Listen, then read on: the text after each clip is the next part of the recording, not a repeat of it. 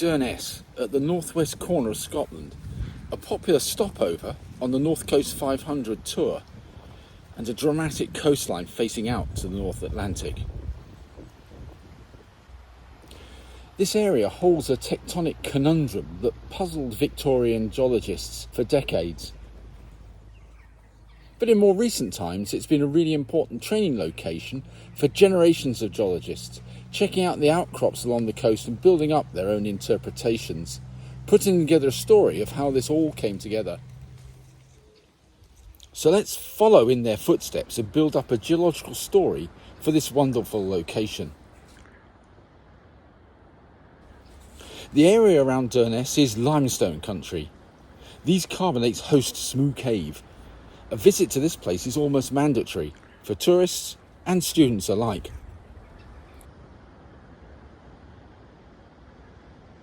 But these limestones, down to the mouth of this broad valley, are hemmed in by much older rocks. These old rocks are pink and brown on the map, and understanding how this all works will mean getting to grips with faults and tectonics. But let's look at the rocks. These old rocks are known by geologists as Lewisian. These ancient gneisses show a protracted history of intrusion, deformation and metamorphism, the most recent episodes of which are over 1.7 billion years old.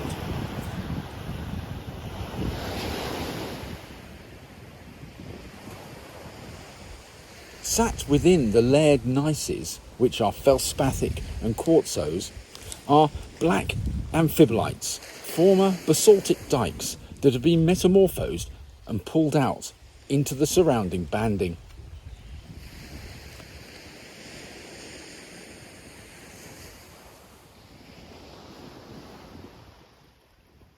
So these are the rocks around the Durness area. Let's go and look at the blue bits now on the map.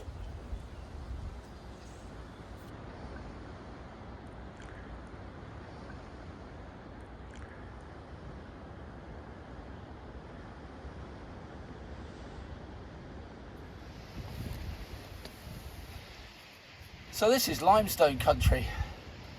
We've got lots of these grey carbonates with these, in this particular part of the succession, these bright white layers which are cherts, they're silica.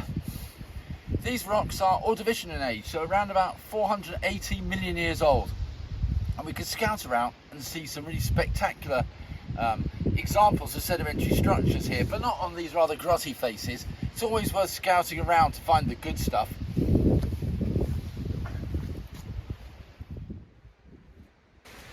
So it's always worth scouting around to find really clean surfaces. Where they face the sea, they're not very informative, covered in this black algae and quite weathered back. But round on these faces, they're etched, and you can see some really spectacular sedimentary structures in these carbonates. So this lower layer down in here, well, it's a pale grey limestone with these bright white cherty layers. So what about the grey material on top? So this lower part still has quite good, potentially slightly disrupted microbial layering. As you come up to here, you can see this blotchy texture that are formed in layers. These are almost certainly burrow structures formed by potentially small crustacea going down and feeding, having their breakfast on the microbial material in the otherwise carbonate muds here. Really spectacular preservation. And this rock can get really dramatic. Let's go and look at an outcrop just up here.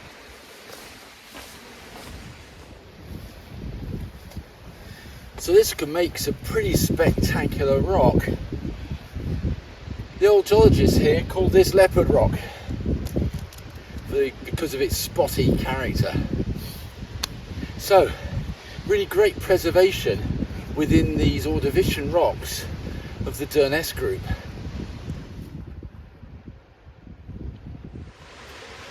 Well, so much for these rather wonderful carbonates. But there's actually another rock type in this coastal section of Durness, and that's really surprising. This video is about what that geology and the strange stuff around the carbonates means, how it came to be. So let's get over and check out the strange stuff.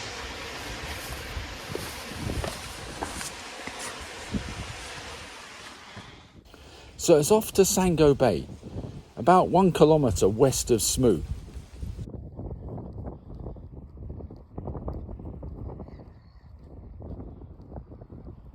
It's the beach directly below Durness village and its campsite.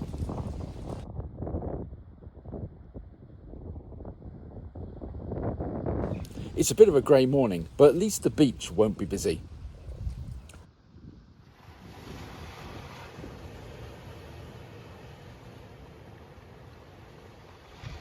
And these look very different to the well-bedded limestones we saw at Smoo.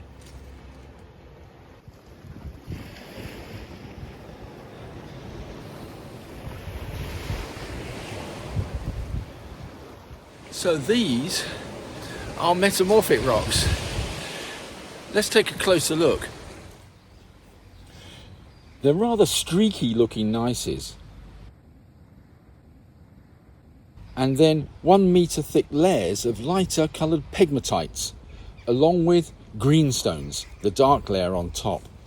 Let's start looking at this.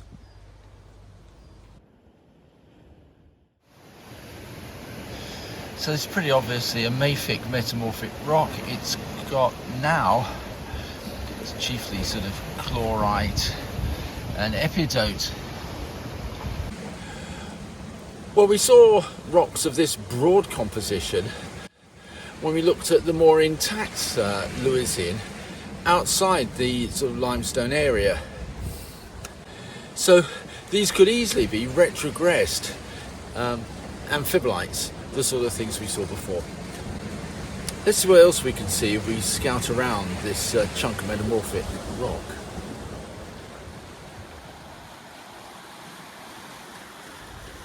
It looks like the original material, the protolith to these rocks, were the Lewisian gneisses we saw outside the limestone country. But these versions have been recrystallised to green schist assemblages, and close up there's this platy deformation fabric.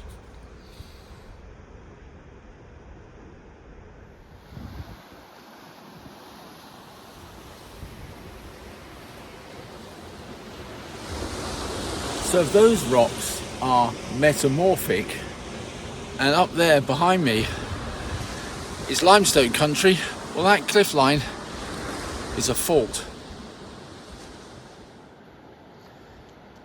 And the cliff itself is the exhumed fault plane, decorated with lumps of shattered limestone, a fault breccia.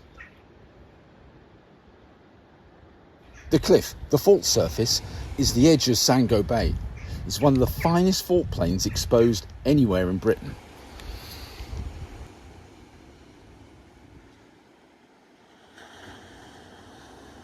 Let's interpret how the limestones relate to the metamorphic rocks, the gneisses, either side of this little bay. And we'll put them onto a cross section. So here's a sketched topographic profile and the rocks, a fault down the edge of the limestones. And as the metamorphic rocks are older than the limestones, presumably they're brought up from depth. So this should be a reverse fault. At least that seems to be the easiest explanation. We can check this out more as we go, but we need more information.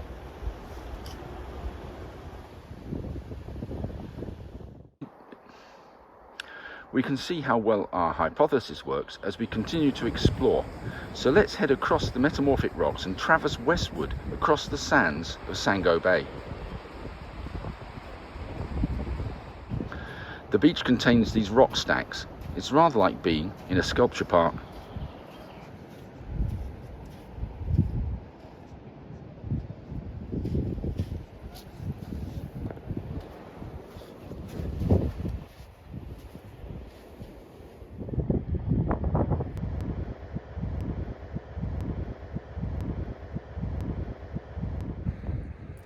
So this is what the survey called oyster shell rock.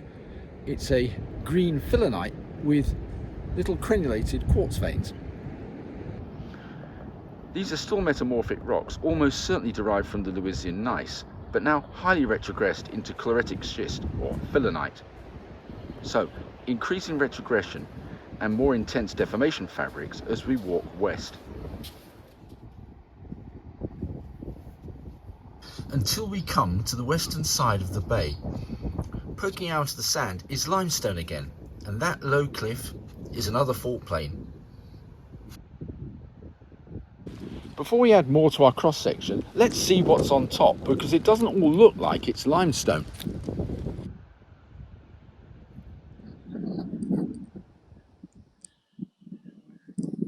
So these are carbonates. That's fine, that's part of the general geology around here. But what's that up there?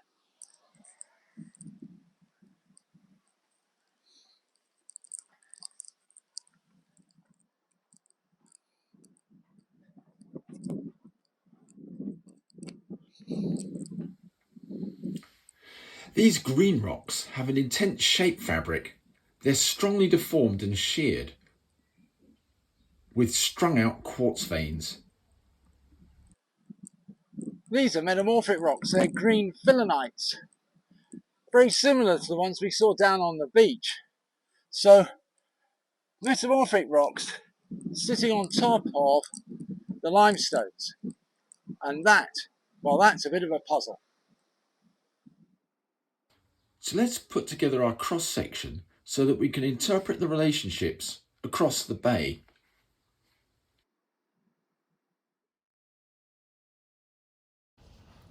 With Philanites on top of limestone, we need to change our interpretation. We originally thought that the fault on the east side of Sango was a reverse fault bringing up metamorphic rocks, but because they're on top, they've been dropped down, so it's a normal fault. So we need to make our section like this.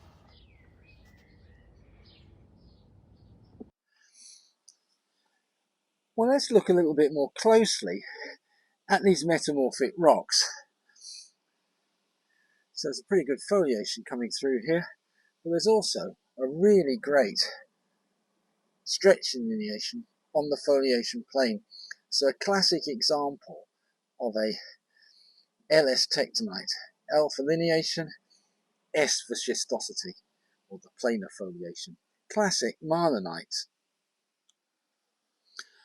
So they're green philanites, they're marlonites, and they show a lineation in here that's broadly trending east-west. So now let's go back to those rather strange oyster shell rocks and see if we can get some kinematics from those crenulation cleavages that we saw earlier. So I've picked a face here that broadly contains the stretch delineation. So the question is the shear sense top that way or top this way? Well, let's look at these really spectacular SC fabrics. Let's interpret. The main foliation, or schistosity, is picked out here and is inclined to the right, dipping east. And it's crenulated by a second foliation, shears, or cisaillement in French. And this is the overall shear sense. Classic SC fabrics. So these sheared rocks have moved top to the west. That means their source lies over in the east. Well, just how far east? We need to look at the geological map. So to find the route for these metamorphic rocks, where they come from, we need to leave this Durness area and move to the east. Got the old map here so we can see where we need to go. To the other side of Loch Errible. A bit of a drive, but let's nip over there and see what the rocks are.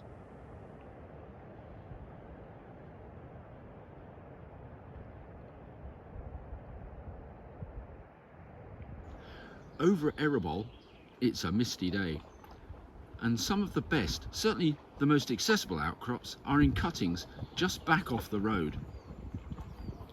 We're in the upper reaches of the mine thrust belt, a major zone of deformation that involves sheared Cambrian strata plus far-travelled mine metasediments and their Lewisian-type basement.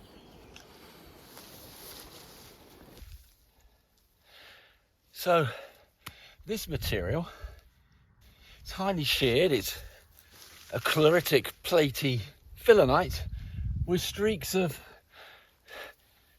strung out quartzo-feldspathic, or certainly feldspathic layers in this, which are these pink streaks. This stuff is highly sheared and retrogressed Lewisian gneiss.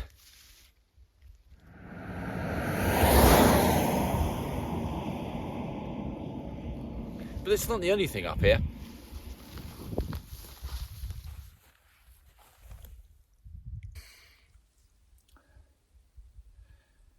So these are quartz marlonites. So we've got a to form quartz rock and Philonite over on this side of Loch Erebor. So how can we relate these highly sheared rocks over here in Erebor with the highly sheared rocks that we see over in Durness? So let's extend that cross section we drew earlier to include these rocks further to the east. Putting this together, over at Sango, we deduced that the phyllosilicates, the metamorphic rocks, were on top, carried with top to the west displacements. Later dropped down by normal faults.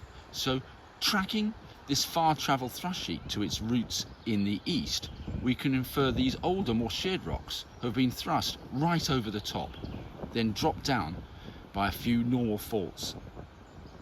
So let's go back to Sango and look at that thrust contact anew.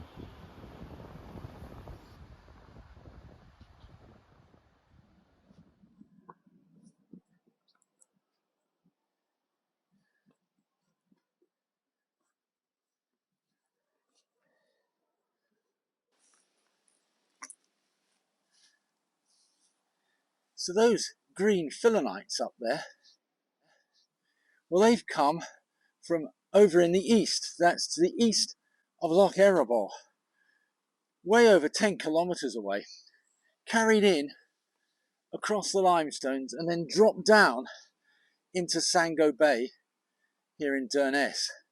So that's the Moyne thrust. But actually, beneath the Philanites, there are these white rocks, and only then do we get down onto the top of the limestones. So let's take a look at these. Well, there's a really intense shape fabric in this, but what's it actually made of? Well, we've really only got two options. Is it carbonate or is it a quartzite? Let's just do a scratch test. Really important when you do this, incidentally, don't try and scratch the rock. That just tells you how well glued the grains are together. Take a piece of the rock and try and scratch the steel blade. When I do that, it's made a really nice scratch. So we've got a quartz rock here. It's a quartz marlonite. So this is a slice, about 4 meters thick, of deformed, well, they're actually Cambrian quartzites, now marlonitized, caught up beneath the Moyne thrust and carried on its own thrust here onto the limestones. So this is actually the regional sole thrust, the basal thrust of the Moyne thrust belt. This is the total extent of the Moyne thrust belt when you get this far out to the west. It's one of the cleanest sections you get anywhere in the thrust belt of the Moyne thrust and of a subsidiary far carried structure. It's really close to the car park as well, which makes it nice. We can add that slice of quartz marlonite into the section.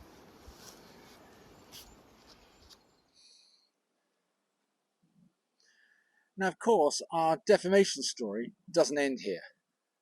The Moyne thrust is subsidiary thrust coming over from the east. Well, that establishes a layering, a tectonic layering here. What about the faults that have dropped this down into the Durness area? Well, there's some really spectacular fault zones just in here. Let's go and have a look at those. Well, these quartz Philanites get really shattered.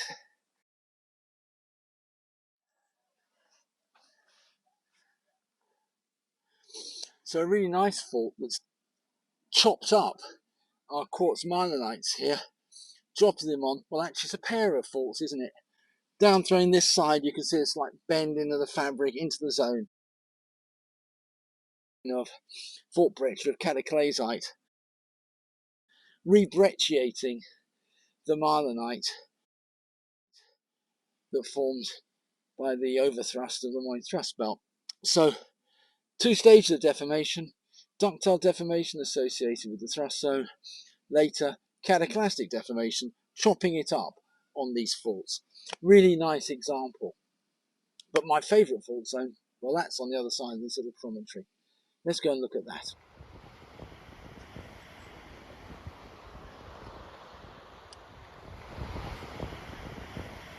The fault lies along the side of this promontory. So, back to the beach. We'll find some great fault rocks in limestone and involving the marlinites, and a feature that can cause confusion if not interpreted carefully. So, the context. The marlinites are on top of limestones, and these are cut by a fault exposed along the cliff line.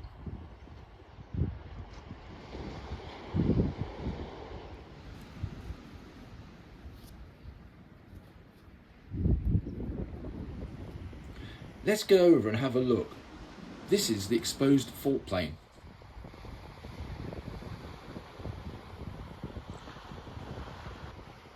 So let's take a closer look at the brecciation along this fault plane. Ground up limestone, fault gouge, along with larger fragments, fault breccia, with veins, so a cement that glues the rock together.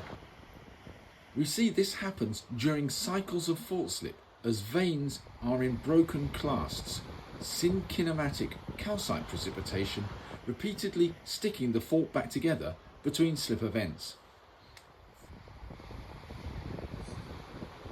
So cycles of fracturing, cementation by calcite precipitation, binding clasts together, and then refracturing. So repeated fracturing, stick-slip behaviour on the fault. These are really great fault rocks. But there's more. Remember, higher across the fault are marlinites, including the quartz marlinites.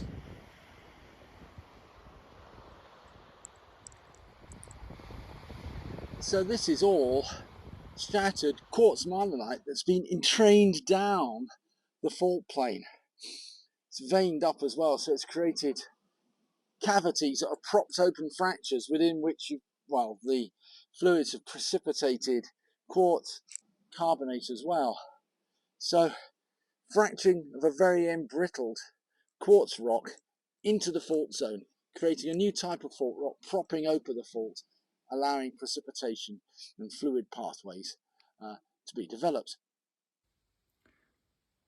So a wonderful laboratory for studying faulting processes. But there's a distraction that can mislead the unwary. It's a really useful place to provide a cautionary tale about the interpretation of fabrics on rocks. This really fine striation on here, this is more or less the fault plane, but this striation is nothing to do with tectonics. It's sandblasting in winter storms that have abraded the surface. So you've got to be really careful about how you interpret fabrics on fault planes in these sorts of settings. This isn't a strike slip fault. Lesson learnt. Let's get back onto the top of the cliffs and take a historical perspective.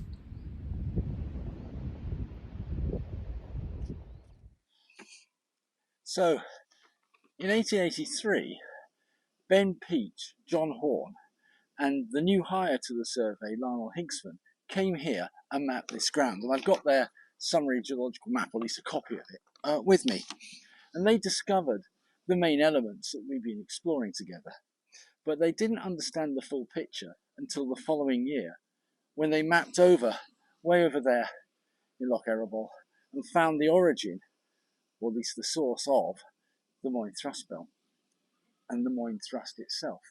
And then they were able to correlate the rocks that we've seen in Sango Bay with the ones that we saw briefly over at Erebor. And they put together, many years later, this really wonderful cross-section. And it shows all the really key elements, doesn't it? It shows the idea that the whole area was overthrust originally by the Moyne Thrust sheet, coming right over here from Erebor, and it's this, together with the underlying substrate, which includes all those limestones, that are dropped down on these later normal faults. So they established not only the large-scale translation of the Moyne Thrust, but also the idea of a rather complicated tectonic history of first mountain building associated with thrust tectonics, and then extensional tectonics relating to the normal faults. And only much more recently have we understood that these normal faults relate to basin formation offshore in the West Orkney Basin, north of the north coast of mainland Scotland. So I wonder how many people touring the fantastic scenery along the North Coast 500 realise what fantastic geology underpins its landscape and how accessible it is here in Durness. It's right on the beach.